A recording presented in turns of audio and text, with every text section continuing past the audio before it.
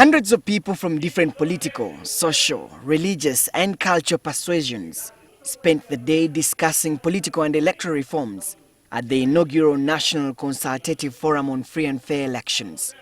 The resolutions from the discussions will be compiled into a citizen's blueprint to form the basis of the demands for free and fair elections in 2016.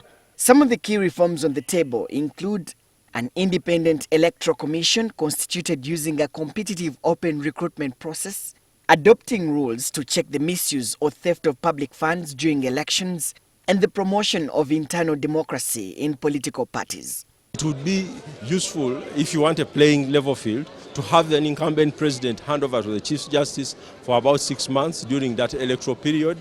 If the same incumbent wins, then he's given back his instruments of power. If he doesn't win or she doesn't win, somebody else takes over. The organizers of the forum claim to have invited President Yoweri Museveni, but he did not show up. The head of state we sent the letter to his office. We are still thinking that probably he may decide to turn up within these 3 days until the last day of closing. We should never lose hope. Recently, he raised concerns about election rigging in Luero when Nabukenya was elected. When the man who fought for 5 years because elections were rigged begins to get worried about election rigging, then we should take election rigging very seriously and make elections free and fair. The organizers say that the conference resolutions will be presented to Parliament to be incorporated into the constitutional amendments expected to be tabled by the Ministry of Justice and Constitutional Affairs.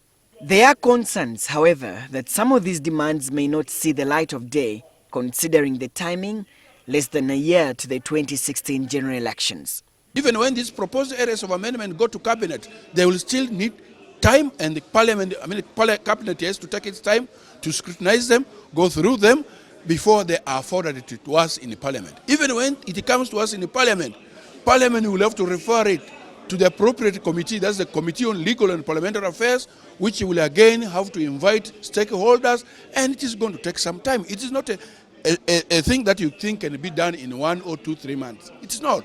But former FDC party president Dr. Kizza Besigye says that the timing may not be an issue. He argues that lack of political will to implement the reforms is more critical.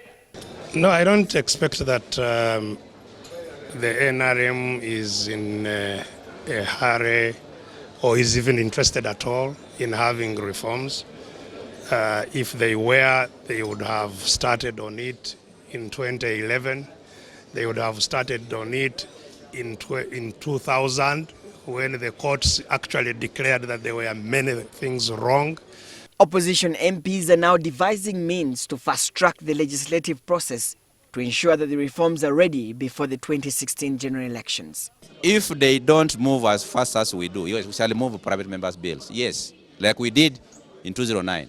Despite these misgivings, some people are optimistic that their views will shape the electoral process in 2016 and beyond.